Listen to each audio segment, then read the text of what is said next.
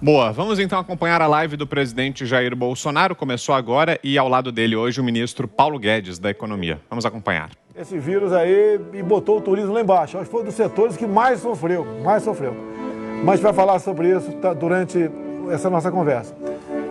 E queria aproveitar o Gilson aqui, se me permite, né? Eu sei que é muito programa de rádio pelo Brasil que às 18 horas se toca Ave Maria. Agora são 19 horas e 2 minutos. E nós queremos prestar uma homenagem aí aos que se foram vítimas do coronavírus. Então, eu pedi para o Gilson que toque aí Ave Maria para a gente, Gilson.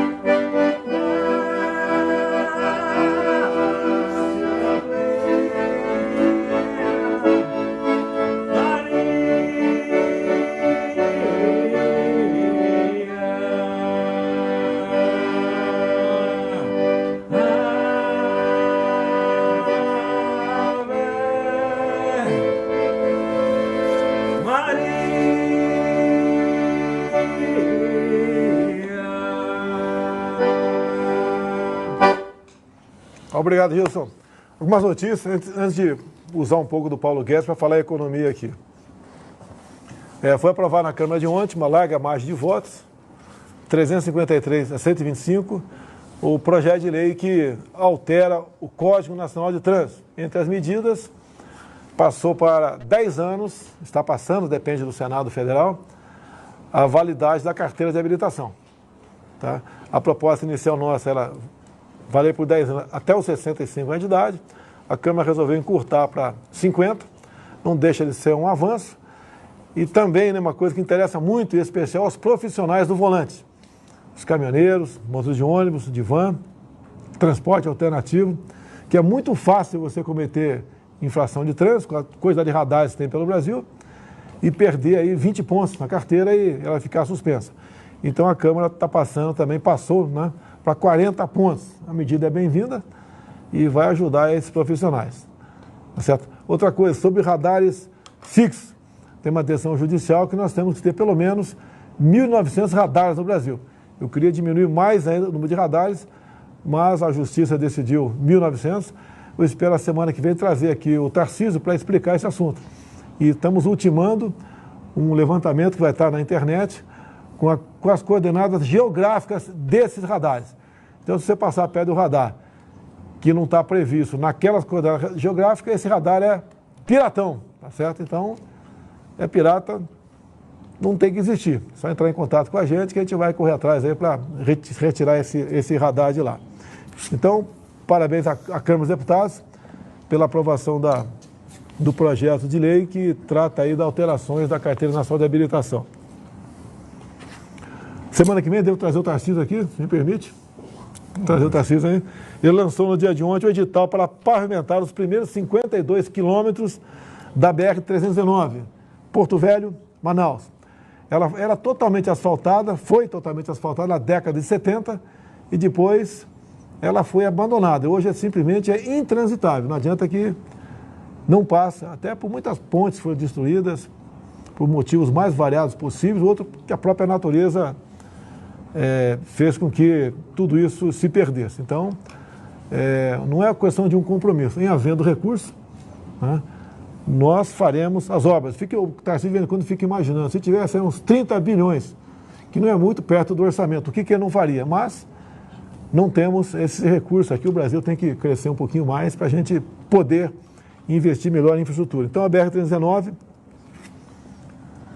já foi lançado o edital e brevemente começa, então, os primeiros 52 quilômetros. Hoje também tivemos aqui a apresentação do novo ministro da Educação, o senhor Carlos Alberto Decotelli. O pessoal pode entrar no Google aí, ver o seu currículo, a sua vida. E, obviamente, foi uma escolha muito difícil, que tinham 4, né, que se apresentaram, voluntários, 4 pessoas excepcionais. Entre elas, um jovem, que é o Renato Feder, do Paraná, secretário de Educação do Paraná, que faz um brilhante trabalho. Então, parabéns ao governador Ratinho por ter um secretário realmente qualificado como ele. E a opção acabou sendo pelo Carlos Alberto Decotelli, pela idade, né? Tem um currículo mais extenso, mas também tantas virtudes quanto tem também, por outro lado, ali o garoto Renato, entre outros dois que se apresentaram também como candidatos aí a ser ministro da Educação. E foi uma escolha muito difícil, que todos os quatro tinham um currículo excepcional. Então, boa sorte ao senhor Carlos Alberto Decotelli, que é bacharel em Ciências Econômicas pelo ERJ, fez mestrado na Fundação Getúlio Vargas, é doutor na Universidade de Rosário, da Argentina, e pós-doutorado na Universidade de Wuppertal, na Alemanha. Ok? Tá chegando, Apolo. Aguenta aí, Paulo. Tranquilo, presidente. Assinamos essa semana a medida provisória do futebol. Os times de futebol estão muito felizes, pelo que eu sei. Eu acho que todos, pode ser que tenha alguém que não esteja, né? Mas parece que os times de futebol estão bastante felizes com essa medida provisória. Por que isso daí? Por exemplo, um jogo de futebol, né? Bangu e... Estamos acompanhando aí a live do presidente Jair Bolsonaro, agora 7h07. É o Bangu. Seguimos ao vivo aqui em Os Pingos nos Is. Vamos lá. Não vende para ninguém, tá? Flamengo e Corinthians, tá? O Flamengo é que vai decidir para qual televisão vai vender a sua imagem, a seu dia de imagem. Até por que isso é bom? Se o time está jogando bem, tem craques despontando, o pessoal vai querer transmitir o jogo dele. Daí haverá uma concorrência sadia entre as televisões, por exemplo, para transmitir o jogo de futebol. Agora o time está desinteressado, né? Não está acomodado, e ele é o mandante. Ele não vai pegar um bom dinheiro para transmitir a imagem do seu time. Então, acho que isso aí, bem-vindo, né, Paulo? É um cara boa. Tu é flamenguista? Eu sou Flamengo. Tá certo, eu sou porco.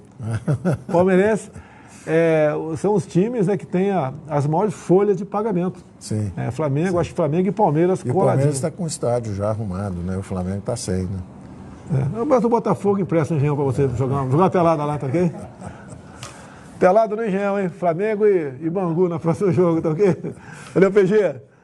E mais ainda, nessa medida provisória, dá o direito, né, deve ser os que entrarem em campo, o pessoal que entrar em campo, a 5% do valor da receita para distribuir de forma equânime entre todos os jogadores. Então, no meu entender, mais um incentivo para os times aí jogarem melhor ainda, tá? Eu quero te convidar para o Catar final do ano, ver o final do Palmeiras e não sei quem aí. Tá certo?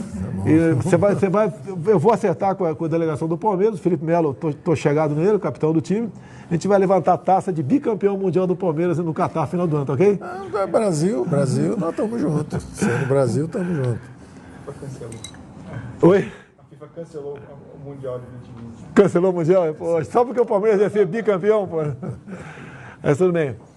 Nós temos uma liderança na Câmara, o Major Vitor Hugo, um Força Especial do Exército Brasileiro, e eu queria prestar aqui a minha solidariedade a ele, aos seus outros dois irmãos, pelo passamento do teu pai no dia de ontem, né? Fomos hoje no velório, é um momento bastante triste para qualquer um, e o Major Vitor Hugo está enlutado pelo passamento do seu pai. Então, nossa condolência, e que Deus acolha a alma do seu querido pai, ok?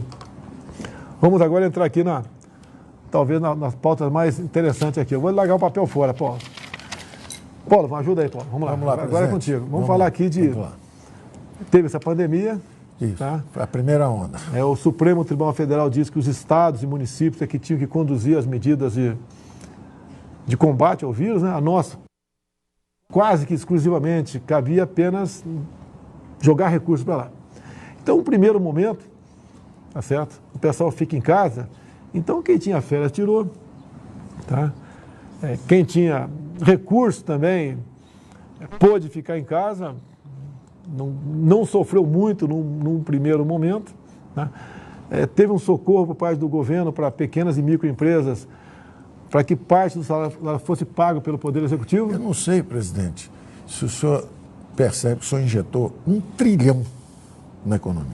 1 trilhão na economia, né? 1 trilhão de recursos. O que aconteceu? Foram 2 momentos. No momento que a onda bateu no Brasil, o senhor imediatamente disse, não pode ficar nenhum brasileiro para trás. Então, nós começamos a usar as medidas infraconstitucionais, o que era possível fazer sem permissão especial do Congresso. O que nós fizemos? 200 bilhões de redução de compulsório, botar o dinheiro circulando na economia, os bancos, para não ter crise bancária, não ter corrida, não ter nada. Logo depois, a Caixa Econômica Federal, lá do Seguimos acompanhando aqui a live do presidente Jair Bolsonaro. Quem fala ao lado dele agora é o ministro Paulo Guedes, da Economia. Então, logo no início da crise, já tinha 350 bilhões girando. E, ao mesmo tempo, nós fizemos o seguinte, diferimos todos os impostos, quer dizer, não precisa pagar os impostos, atrasamos os impostos, não precisa... Está com dificuldade lá, não precisa pagar o imposto durante certo tempo, atrasamos esses impostos e antecipamos os recursos dos mais vulneráveis. Então, os idosos, por exemplo, os aposentados, nós antecipamos o 13º de pensionistas e aposentados. Isso deu 500 bilhões extras na economia durante esses 2, 3 meses. Aí o Congresso nos autorizou a entrar em campo. Aí nós entramos em campo, o senhor disse o seguinte, vamos botar em R$600 o auxílio emergencial. Me lembro da sessão que o senhor me ligou, o Vitor Hugo estava lá na Câmara, ligou para o senhor ligou para mim e falou assim, podemos pagar 600? E aí seguimos em frente, 600. Isso deu 150 bilhões. Começou quase que uma competição entre políticos, né? Eles chegaram a R$500. Sim, e daí nós demos a última cartada, 600. Então, o que era o antigo Bolsa Família, que estava em R$200, o senhor pagou 3 vezes mais. Sim. E triplicou a base, porque nós saímos correndo atrás dos invisíveis. Porque tinha os brasileiros que nunca tinham pedido ajuda para ninguém. Era a faxineira, era o garoto na praia que vende refrigerante, era o menino que vende bala no sinal de trânsito. Esse pessoal todo estava desatendido. O chofer de táxi, de repente o táxi parou de circular. Então, nós estamos agora, no sábado, pagando mais uma parcela de auxílio emergencial para 60 milhões de brasileiros. Nesse próximo sábado, até o sábado que vem, 60 milhões de brasileiros recebem mais uma parcela do auxílio emergencial que o senhor determinou como nenhum brasileiro fica para trás.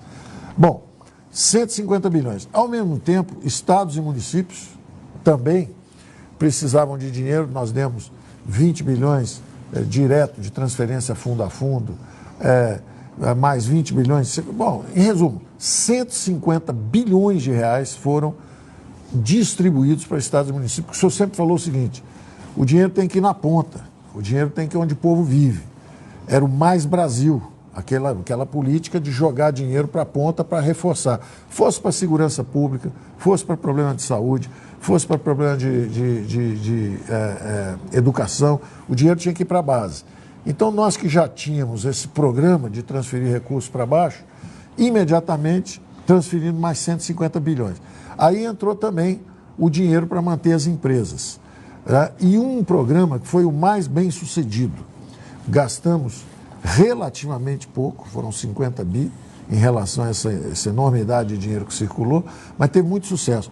Em 5 semanas, os americanos demitiram 30 milhões de pessoas no mercado formal. Nós salvamos 10 milhões de empregos em 5 semanas.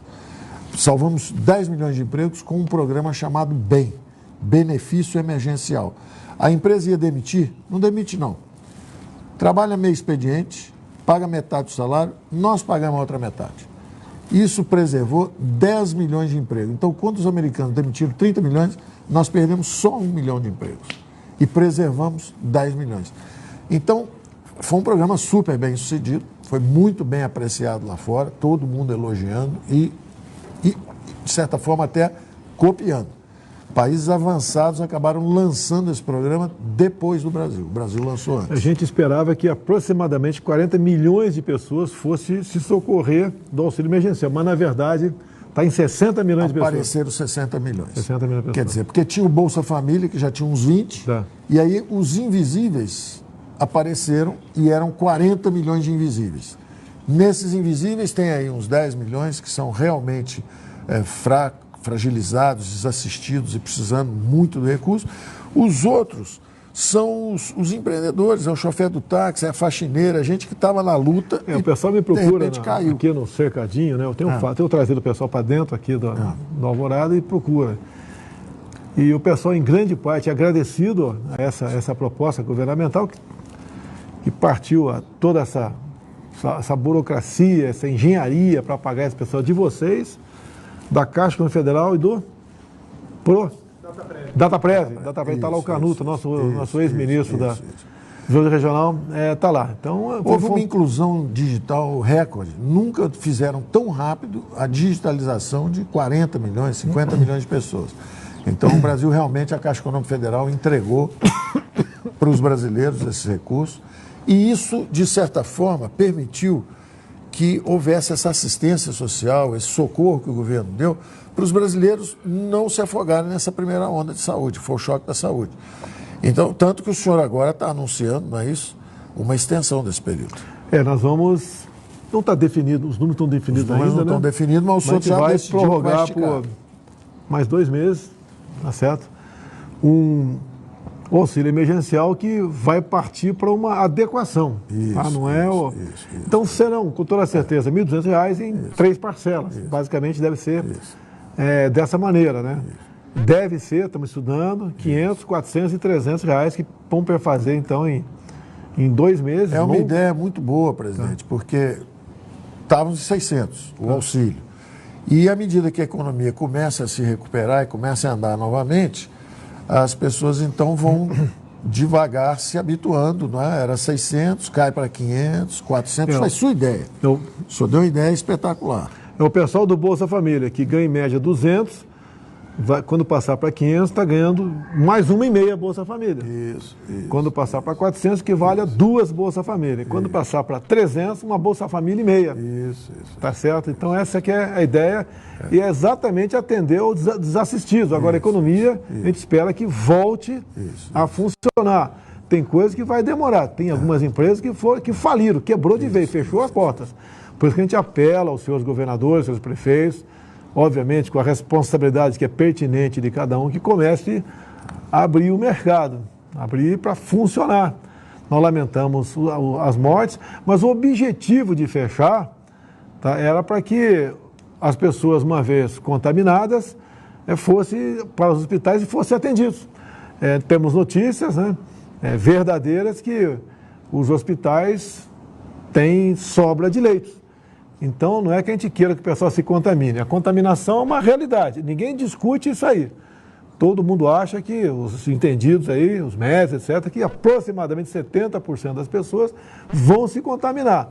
Logicamente, se a pessoa for abaixo de 40 anos, bem de saúde, a grande maioria não vai sentir absolutamente nada, nem vai saber que foi acometido do vírus. Tem gente sadia aqui do meu governo que estava numa boa. Eu estou com 70 anos. Até o general Heleno, que está com 75 mais ou menos. Ele só ficou sabendo que estava com o vírus porque foi fazer o teste. E ficou em casa fazendo esteira, inclusive. Agora, tem gente, de acordo com a idade, outros tipos de doença, aí vai enfrentar realmente um problema sério durante aqueles dias que o vírus estiver nele. E se não tiver um cuidado muito especial, pode ir a óbito. A gente lamenta, mas é a preocupação. A preocupação é exatamente com isso, os mais velhos e o que tem comorbidades, que tem doenças, tá certo? O resto tem que ter cuidado também, mas a gente sabe que uma vez o vírus foi acometido o vírus, ele vai ser transmissor, tá certo? Ou vai sofrer menos do que uma pessoa com esses tipos de doença ou de acordo com a idade. Eu não sei se já peguei, fiz 2 testes lá atrás, deu negativo. Alguns acham que eu já peguei, não senti nada, não sei. Eu posso até fazer o teste novamente para ver se tem um anticorpo já. Eu acho que eu já peguei, tá certo? Mas isso vai de cada do perfil, né, da vida sanitária de cada um. É de cada um. Pode ser gente com a minha idade que não está bem fisicamente. Se for acometido o vírus, vai ter problema. Tá certo? Então tem que tomar cuidado tocante a isso. Agora, não podemos ter aquele pavor lá de trás que chegou, né? Junto à população e houve, no meu entender, um excesso de preocupação apenas com uma questão e não podia se preocupar com a outra, que é a questão da empresa. Foi a segunda onda que o senhor falou, que era a onda da economia, que o que acontece? Aparentemente, nós batemos no fundo do poço. Aparentemente, maio foi o fundo do poço. Abril já mostrou uma reação Quando você olha a conta de luz, quando você olha as notas fiscais eletrônicas, tudo isso está mostrando já uma recuperação em abril. E nos primeiros 15 dias de junho, já subimos tanto que o mês de abril inteiro. Quer dizer, então em 15 dias de junho a coisa já está bem mais forte. Que tá pegando, é um indicativo que a coisa está começando a voltar. E do nosso lado, quando o senhor se propõe a estender o auxílio emergencial, bate na marca de 1 trilhão. Então tem 1 trilhão de recursos que mantiveram os sinais vitais da economia. A economia está respirando, ela está como se fosse um urso hibernando. Ele baixou a energia, o consumo de energia lá embaixo, mas ele está com todas as funções preparadas. Por isso que o senhor dizia que tem que voltar em algum momento, que é para justamente não ficar abatido, não virar uma depressão econômica. Então, se ele está com os sinais vitais ainda preservados, a qualquer momento começa a se mexer, aparentemente bateu no fundo do poço e você começa a atravessar. Agora, o interessante é que aqui nós estamos trabalhando, por isso que eu digo que nós vamos surpreender o mundo. Aprovamos ontem o saneamento, 100 milhões de brasileiros que no meio dessa crise tiveram problema, porque faltando água para 35 milhões de pessoas e esgoto para 100 milhões de brasileiros, aprovamos ontem o saneamento. Era um projeto que estava parado lá. Foi rápido. Não? Foi bom, muita ajuda do Congresso. Então, o que está acontecendo? Nós estamos produzindo. Durante esse período, em vez de estarmos só nos lamentando ou enfrentando só a doença, nós estamos também com uma pauta positiva. E agora vamos para os marcos regulatórios. E depois vem o programa do emprego também, do Verde e Amarelo, a Renda Brasil. O senhor está cheio de novidades para trazer. Tem também o FGTS. O FGTS nós vamos liberar quando acabarmos. Vamos liberar também o FGTS. Né? São 30 e poucos bilhões de recursos. Para 60 milhões de pessoas. 60 milhões de pessoas também. Começa segunda-feira. Então, o que nós podíamos fazer, presidente, do ponto de vista de recursos, nós empenhamos 2 vezes mais do que os países emergentes. Aquela sua ideia de não deixar nenhum brasileiro para trás, não pode faltar dinheiro para a saúde, isso foi cumprido. Nós gastamos 2 vezes mais do que os países emergentes. E 10% acima da média dos avançados também. Então, o Brasil, ninguém pode dizer que o Brasil Paulo, não olhou para a saúde. Fala alguma coisa, você deu socorro a estados e municípios em duas oportunidades. Quanto mais ou menos e que forma foi esse socorro? Foram 150 bilhões. Quando começou a conversa com os governadores, a primeira visita que eles fizeram ao senhor, nós já tínhamos liberamos 50 bilhões, porque fizemos 8 bilhões transferência fundo a fundo. É o seguinte, dinheiro na veia para a saúde. O Fundo Nacional de Saúde passou 8 bilhões para estados e municípios. Logo depois, 2 bilhões para o Sistema Único de Assistência Social. São coisas como a Santa Casa de Misericórdia, não é? Esses hospitais que são mantidos, não é, por entidades sem fim lucrativo, o senhor passou mais 2 bilhões. Depois passamos mais 16 bilhões que os estados e municípios diziam, olha, nossa arrecadação vai cair. Ora, a do governo federal caiu também. Sim. Mas mesmo assim nós mantivemos a mesma transferência que fizemos no ano passado. Foi um compromisso que assumimos com governadores e prefeitos. Independente de partido. Independente de partido. Todos os governadores, todos os prefeitos. Todos os governadores, todos os prefeitos. Aí o ministro da Economia, Paulo Guedes, agora às 7h24. Seguimos acompanhando aqui ao vivo nos Pingos nos Is a live do presidente Jair Bolsonaro. Vamos lá. Mais 60 bilhões livres que nós... Porque tem também o problema assim, transporte urbano. Você precisa manter funcionando o transporte urbano. Alguém pode precisar, está todo mundo em distanciamento social, mas de repente alguém precisa pegar um ônibus, visitar a mãe ou ir para o hospital, qualquer coisa. Você precisa ter o transporte urbano. Da mesma forma, merenda escolar. Tem uma opção de coisa que era dada na escola, que de repente as crianças vão para casa e perdem a merenda escolar. Então você precisa também manter isso funcionando. Mandamos mais 60 bilhões. Quando somamos tudo, foram 150 bilhões para estados e municípios. Nunca houve tanto dinheiro para estados e municípios. Por isso que a economia foi preservada, ela continua funcionando, apesar das vendas caírem, a produção seguiu. Teve uma super safra, ao mesmo tempo a parte de transporte. Então a Tereza Cristina garantindo a super safra de um lado, o Tarcísio trazendo... O homem do campo não parou. Não parou. Não parou. Continuou produzindo e bateu recorde em relação à colheita do ano passado. Sim. E o Brasil... é o único país do mundo que está aumentando as exportações. Sim. Porque como o nosso homem de campo continuou trabalhando, as exportações brasileiras principalmente produto agrícola, minério, também, produtos também agropecuária e também minerais. Então, as exportações brasileiras continuam subindo. O choque que vinha de fora no Brasil acabou não vindo porque as exportações continuaram girando. Então, eu acho que o Brasil tem condições de surpreender o mundo saindo em V. O V que a gente diz é que caiu, bate no fundo e começa a voltar. Então, nós temos realmente condição de voltarmos com a recuperação econômica antes até de outros países do mundo. Bem, amanhã, logo cedo, parto para o Ceará e vamos para a cidade de Jati. Tá? O que é? Vai inaugurar, junto com o Rogério Marinho, que é o nosso ministro do Desenvolvimento Regional, a Água Chegando no Ceará, que é a transposição do Rio São Francisco. Daí o pessoal fala, a obra começou lá atrás. Sim, começou lá atrás, mas a ordem minha, decisão do governo é não deixar a obra parada, que é muito comum quando o presidente assume, ele esquece de tudo que foi feito e faz as suas obras. Nós, é compromisso nosso, não deixar a obra parada. Então amanhã estaremos juntamente com o Rogério Marinho, nosso ministro do Desenvolvimento Regional, que é lá do Rio Grande do Norte, inaugurando esse trecho.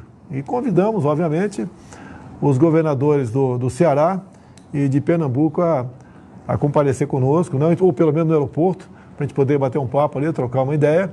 São governadores de oposição, mas o nosso governo não tem oposição. O senhor está levando água limpa, né? Água limpa. Água limpa, né? Limpinha em todos os sentidos, né? Está chegando água limpa lá.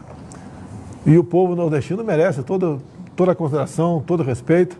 O meu sogro, inclusive, é do Ceará, é de Crateús.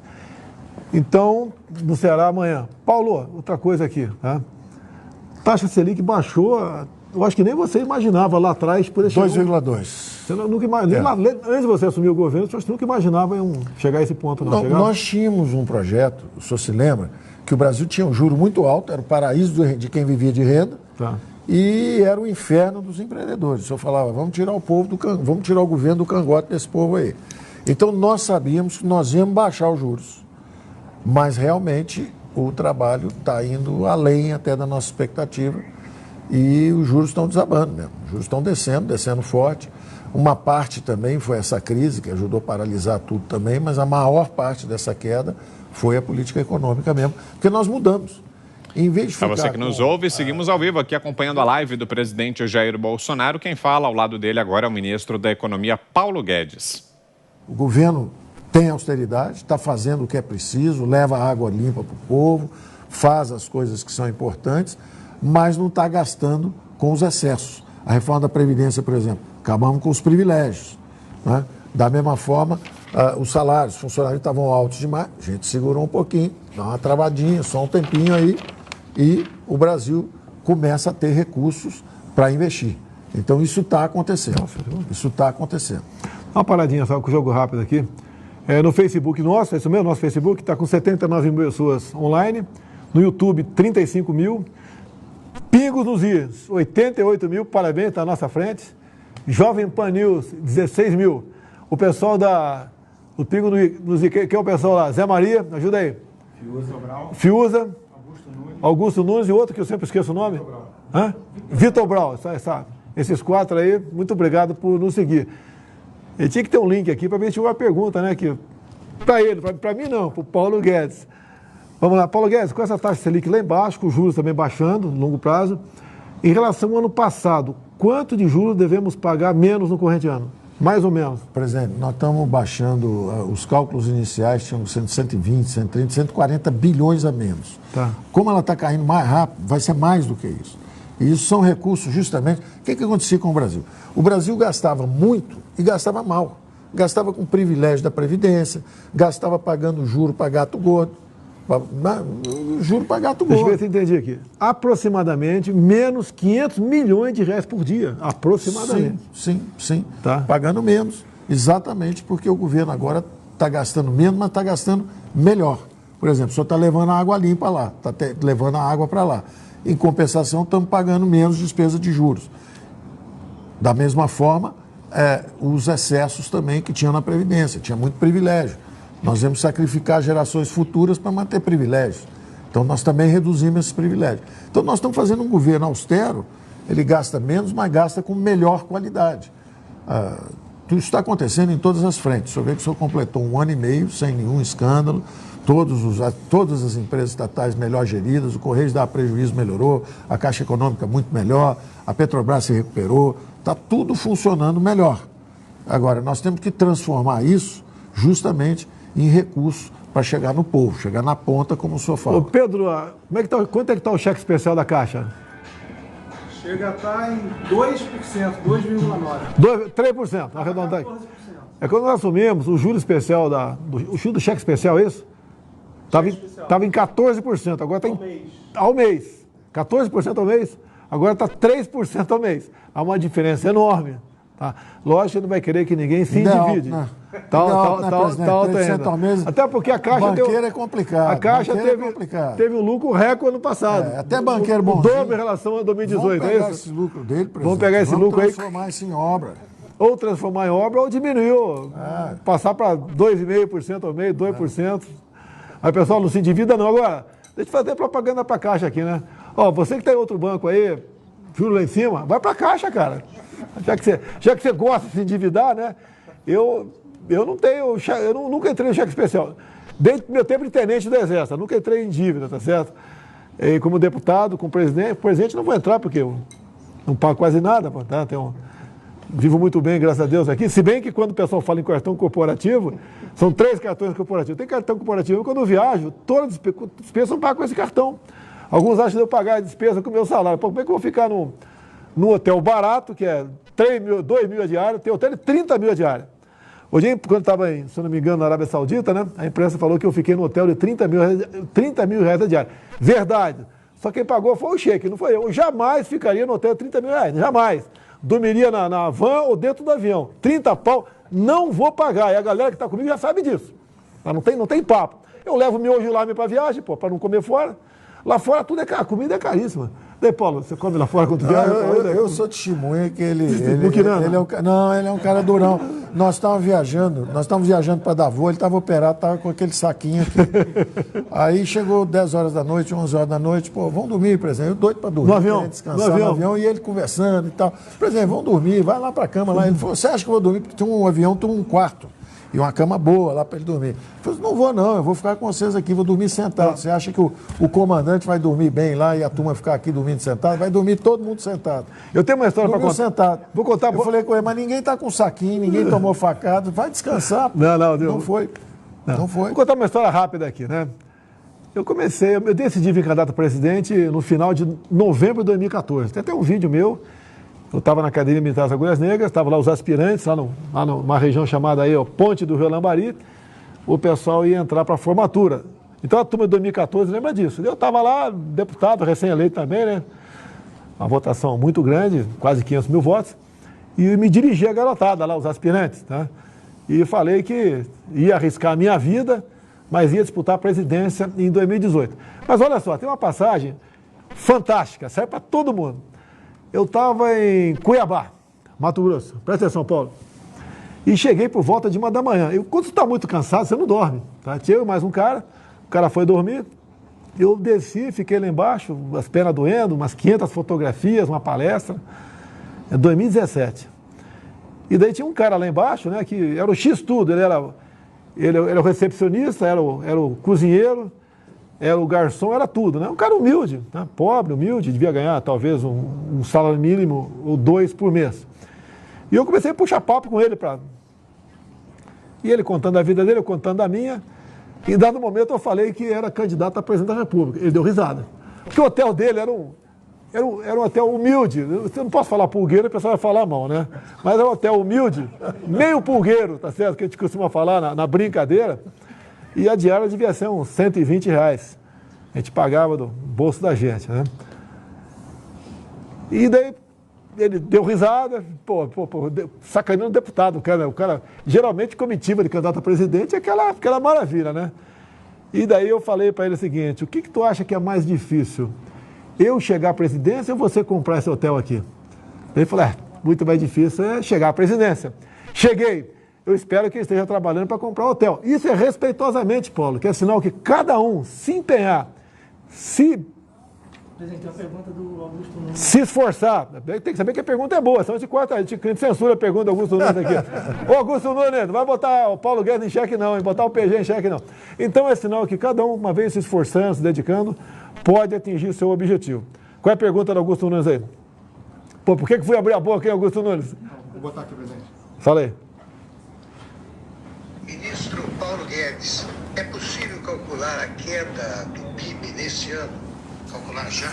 Calcular a queda. É possível calcular a queda do PIB? Prazer falar com você, porque você que anunciou. Você anunciou que o presidente Bolsonaro tinha me convidado para ministro. Eu me lembro disso, né? E eu estou te devendo já uma visita aí para a gente conversar. É que eu estou tão atolado nas medidas aqui que eu não tenho nem tempo para dar entrevista. Mas eu não acredito. A economia é um organismo vivo.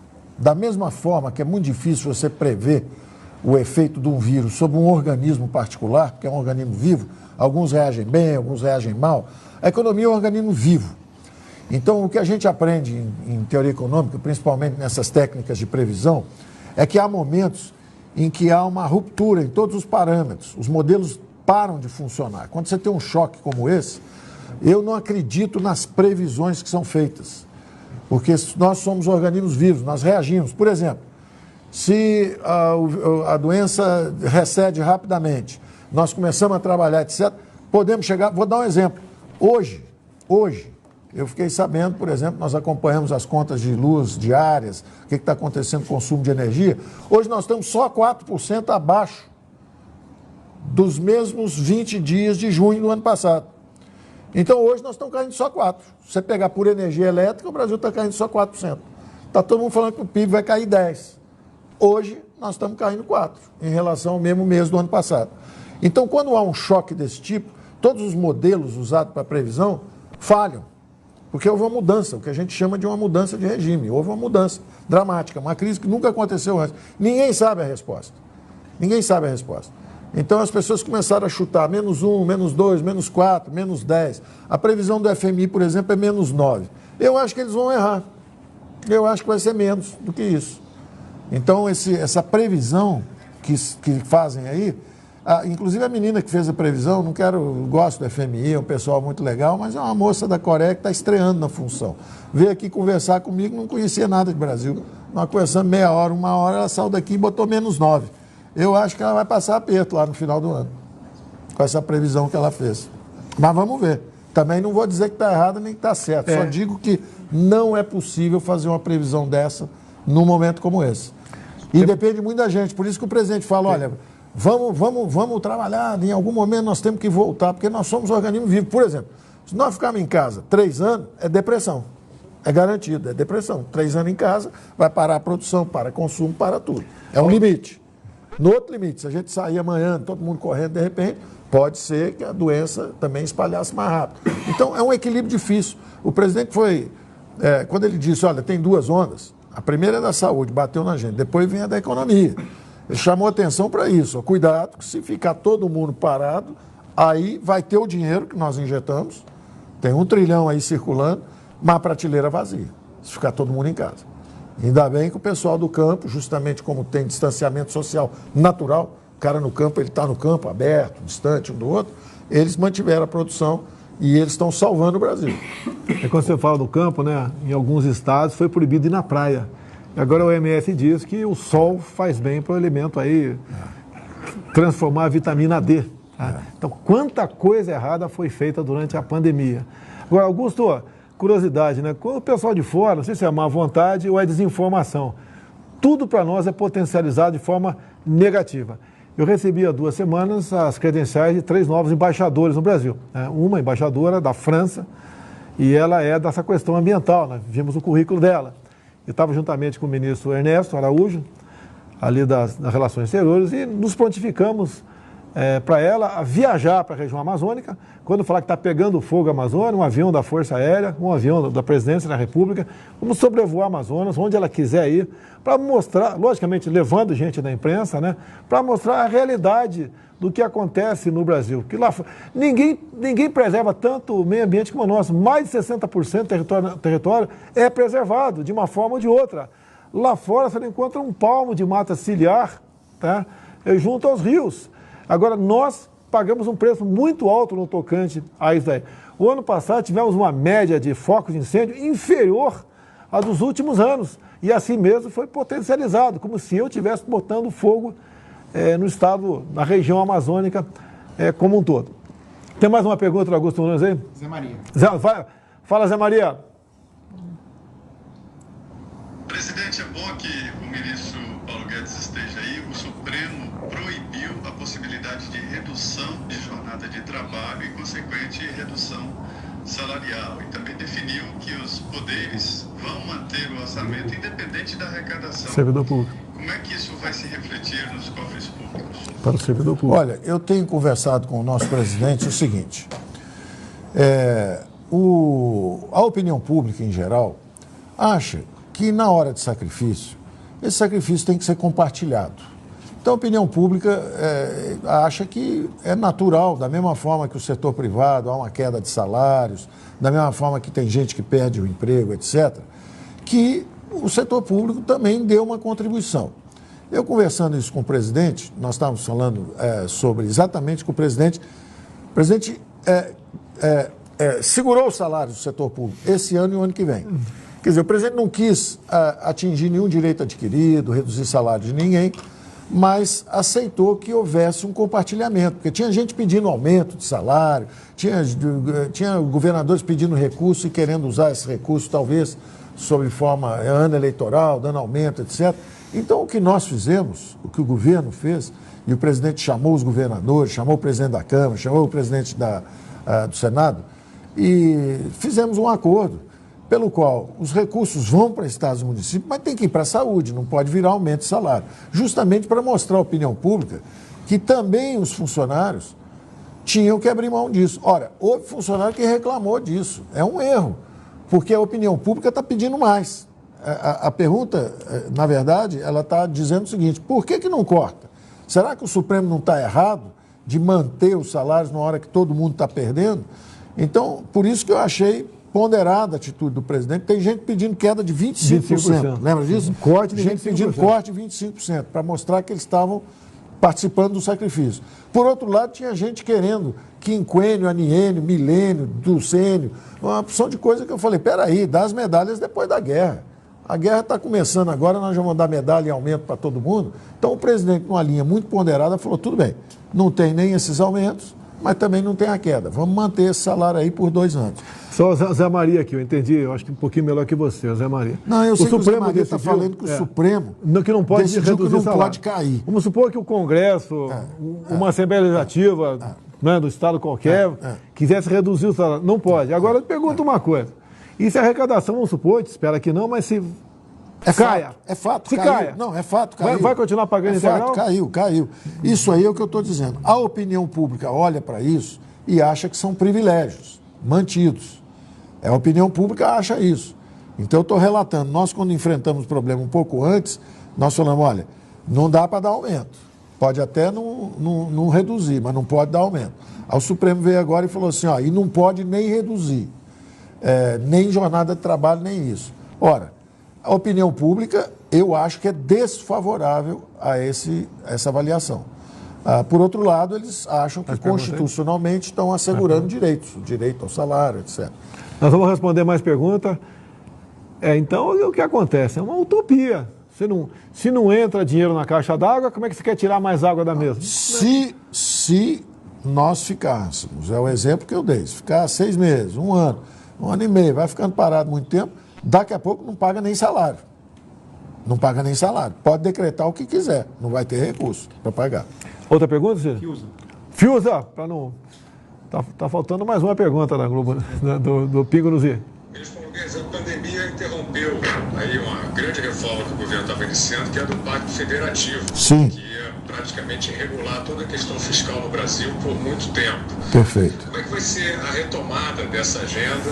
Que mudanças na agenda de reforma precisam ser feitas aí nos próximos meses para que se retome essa agenda essencial do país no momento? Olha, eu acho que com gente como vocês perguntando, eu vou precisar de 1 hora, um programa especial. Vocês são muito bons. Eu empresto o Paulo Guedes. As perguntas são espetaculares. Mas, Fiuza, isso é fundamental, porque o que acontece? O nosso foco era, primeiro, no controle das despesas. Eram 3 grandes despesas, subindo descontroladamente. Primeiro, Previdência, fizemos a reforma da Previdência. Segundo, juros. Então, nós desalavancamos bancos públicos, reduzimos esse endividamento em bola de neve, travamos as despesas e aí os juros desabaram. E aí economizamos muito também com juros. Então, com o excesso, como os privilégios da Previdência, nós economizamos, derrubamos também, como dissemos antes, gastávamos muito e gastávamos mal. Então, começamos a cortar esses gastos justamente nessa dimensão ruim, excesso de previdência, privilégios na Previdência, juro para gato gordo, quer dizer, gente vivendo de renda, jovem ainda, e, ao mesmo tempo, os salários de funcionalismo, que estavam muito altos, subiram 50% acima da inflação em 17 anos. Quer dizer, virou uma casta em relação ao resto do Brasil. E quando vem o coronavírus e bate na economia brasileira esse meteoro, agudiza essa diferença. Todo mundo agora vê o seguinte, além de estabilidade no emprego, além dos privilégios da Previdência, não sofrem também queda de salário e não participam do sacrifício geral. Então, essa é a opinião pública, é essa. Nós fizemos o quê, Fiuza? Nós tínhamos essa agenda de reformas, nós tivemos que desviar das reformas estruturantes, nós tivemos que desviar para as medidas emergenciais. Agora, estamos acabando de anunciar as medidas emergenciais. O presidente agora vai expandir um pouco aí. Tivemos 3 meses a 600, agora vamos mais 3 meses descendo, né? 500, 400, 300. E aí voltamos ao nosso programa de reforma. Já fizemos o saneamento. Vamos fazer agora a partilha, da partilha para concessão no petróleo. Vamos fazer o gás natural. Vamos fazer o setor elétrico. Quer dizer, vamos destravar os investimentos do país. Porque mudou um pouco a ordem de prioridade. O Pacto Federativo, como você disse, que era uma prioridade para dar dinheiro para estados e municípios, esse ano não precisa mais, já demos muito mais do que eles jamais receberam. Para ter uma ideia, nós fizemos de transferência aí, em poucos meses, nós demos 50% do que o Bolsa Família pagou desde 2004. Nós, em poucos meses, demos 50% do que eles deram ao longo de anos, porque foi essa calamidade que nos atingiu. Então, nós estamos... Por mês do auxílio emergencial, São 51 vale bilhões. Mais do que o Bolsa Família de um ano todo com o 13º. O Bolsa Família do ano inteiro é 50 bilhões, com o 13º. Nós estamos gastando 50 bilhões por mês com essa emergência. Então, a prioridade, como você perguntou, qual é a prioridade agora? Mudou ligeiramente. Prioridade agora é emprego e renda, recuperação da economia.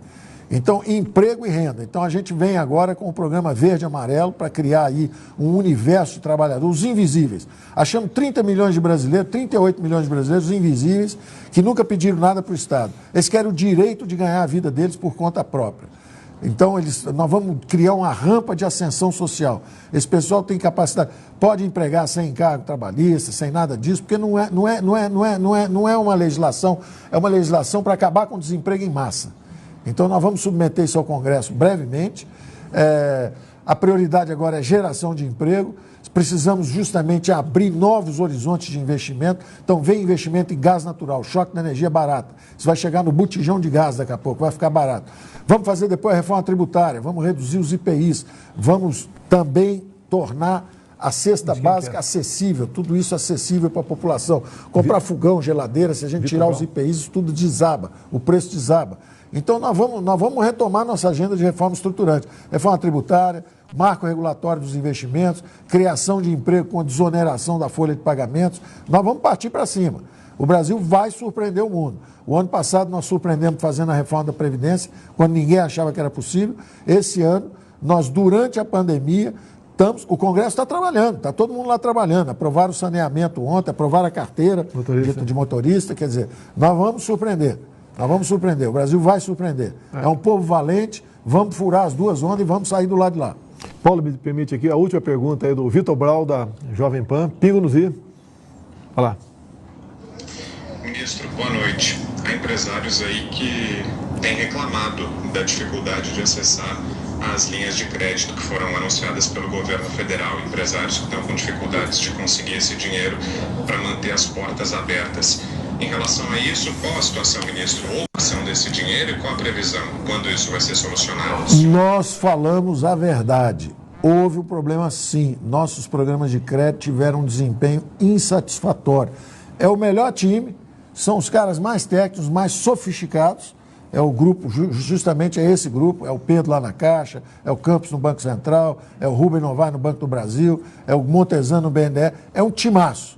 Agora, às vezes é assim, o timaço entra, o vento toca na bola, a bola acaba, faz a curva, o outro time acaba fazendo o gol, a bola entra contrária. Nós tivemos um desempenho insatisfatório no início, seguimos aperfeiçoando, tanto que eu contei, primeiro nós soltamos 200 bilhões de compulsório, não funcionou direito, porque os bancos estavam empossando os recursos, aí nós fomos para a folha de pagamentos, começou a funcionar, manter emprego, não estava satisfatório, aí nós criamos um outro programa espetacular, primeira vez que a Receita Federal liga para o microempresário, nós pegamos 3 milhões e 200 pequenos empresários que pagam imposto, bons pagadores de impostos, gente simples, e estava reclamando que o dinheiro não chegava, não está chegando não, então você vai receber uma ligação da Receita Federal. A Receita Federal liga para o cara e fala, ó, você for um bom pagador de impostos, você pode passar aqui e pegar 30% do seu faturamento mensal, que nós passa na Caixa e pega o dinheiro. Paga no Banco do Brasil e pega o dinheiro. Melhoramos o alcance, 200 mil já chegaram lá. 200 mil já se cadastraram. Pois é. Nós já emprestamos 6 bilhões de reais. Isso, então nós estamos melhorando o tempo inteiro, mas concordo, viu, que o desempenho inicial foi insatisfatório. E entrou o Real Madrid em campo, entrou o Barcelona em campo e nós estávamos perdendo para o Bangu de 2-0. Aí tentamos virar o jogo. Ainda bem que tu não falou Botafogo, pô. Aí viramos o jogo, O novo ministro da Educação é botafoguense, hein? O Decotelli. O Decotelli é botafoguense. Reforçou o nosso time aqui. Não tive influência nenhuma na escolha. Agora, Decotelli foi professor nosso no IBMEC 20, 30 anos atrás, depois foi professor nosso de novo na HSM 10 anos atrás. Conheço o Decotelli, foi uma bela escolha sua. E eu não falei nada. O presidente tira vai lá, pesquisa, pega o WhatsApp dele, conversa. Eu não falei nada porque ele já tinha me dado uma opção de ministério. Se eu começo a dar palpite, eu só estou aumentando meu problema. Então eu fiquei quieto. É quando se começa a pintar os nomes, né? É uma avalanche de informações nas mídias sociais, né? Uns batendo, outros elogiando. Pô. Então você quer saber, olha, quando tiver na eminência escolher um ministro, se você quiser saber da vida do teu vizinho, né? Diz que ele vai ser ministro. Você disse que é cotado para ser meu João da Silva de Oliveira, teu vizinho. E planta aí umas notinhas aí que vai aparecer rapidamente toda a vida pregressa desse cara na tua frente. Né? O que ele fez, o que ele não fez, desde os 5 anos de idade. Inclusive, uma revista à época, questão de 3 anos, fez uma matéria em Eldorado Paulista. Tá? Olha só, em Eldorado Paulista. Eu já sei, eu só xingava. Olha só. Olha o que saiu na revista à época, a meu respeito, 3 anos atrás. Que eu saía pelado na rua, eu tinha 5 anos de idade, segundo a revista, saía pelado na rua, me referindo a uma vizinha de gorda. Olha só, com 5 anos de idade. Eu confesso que eu não lembro dessa passagem. Se alguém se lembrou dessa passagem, se for verdade, eu não sei. Mas a partir dos 5 anos de idade, você não está imune aí a ter sua vida devassada. Então, espero não trocar nenhum ministro, né? Estamos com a falta na saúde, mas se bem que o Pazuello está indo muito bem, a parte de gestão está excepcional, coisa nunca vista na história do Brasil, a questão de gestão está indo muito bem. Sabemos que ele não é médico, mas ele está com uma equipe fantástica dentro do Ministério da Saúde, e muitos querem que a gente coloque lá um médico, tá? E agora um médico dificilmente é gestor também, né? Mas tudo bem, mas se aparecer um médico, gestor, a gente conversa com o Pazuello e vê como é que fica aí. 1 hora de live, Facebook 70 mil, YouTube 43 mil, Pingo nos Rios 95 mil, tá ganhando a gente, Jovem Pan News 19 mil. Prezado Vitor Brown, Zé Maria, Fiuza, Augusto Nunes, muito obrigado por compartilhar nosso sinal. O Vitor Brown, só para dizer, ó, não parou não, Roberto Campos já anunciou outro programa ontem de crédito de novo, melhor ainda, e nós estamos estudando até o bônus de adimplência, que é o seguinte: o sujeito pequenininho, que foi lá, pegou o empréstimo, trabalhou bem, conseguiu se recuperar lá na frente, pagou o empréstimo dele, pagou os impostos, né? Pequenininho, ainda está pagando simples, a gente pode até dar o bônus de adimplência, perdoa o crédito. Nós estamos estudando isso também e possivelmente venha isso aí. Estamos estudando isso para os pequenininhos. E eu fui mal interpretado naquela reunião que vazou. Eles estão falando... porque o que eu falei? Quando a empresa é grande, tipo companhia aérea, nós vamos ganhar dinheiro. Nós damos dinheiro para salvar, mas ele tem que pagar a gente. Agora, se a empresa é pequena, nós não vamos ganhar dinheiro. Eu não disse que nós não íamos dar o dinheiro. Eu disse que nós vamos dar e vamos perder. Com o pequenininho, você sabe que vai perder porque ele está ali lutando para sobreviver. Você tem que tentar ajudar. De cada 100 que você ajudar, 50, 60 vão sobreviver, 20, 30, 40 podem não conseguir, e você perde dinheiro, e a função é essa mesmo. O governo vai ter que correr esse risco de perder esse dinheiro com o pequenininho. Agora, o grande não é vergonha, salvar uma baleia, um jumbo, um elefante e não pegar pelo menos o rabinho ou uma orelha, levar para casa, né? Ele tem que pagar um pedaço do dinheiro público que foi gasto lá. Então, foi muito mal interpretado. Quando eu disse, olha, o grande a gente ganha dinheiro, o pequeno não. Mas vamos dar o dinheiro para o pequeno também. E no pequeno nós não queremos ganhar dinheiro. Se ele pagar um empréstimo, a gente vai até dar esse bônus de adimplência. Ele pagou o imposto do ano seguinte, você salvou a empresa. Ela paga imposto no ano seguinte. Vai pagar o resto da vida, é um bom pagador. Para que você vai chatear o cara? Dá perdão no empréstimo dele. Estamos estudando isso também. Podemos encerrar, Paulo? Ó, pessoal, ele está encerrando. Quem está ligado na gente aí, liga ali no Pingo, passa para o Pingo nos Is. Eu não sei se eles têm mais algum tempo de programação lá, o Augusto Nunes com o seu time. Tudo bem. Então, muito obrigado pela presença, pelo acompanhar a nossa live. E até quinta-feira que vem, se Deus quiser. Um abraço a todos.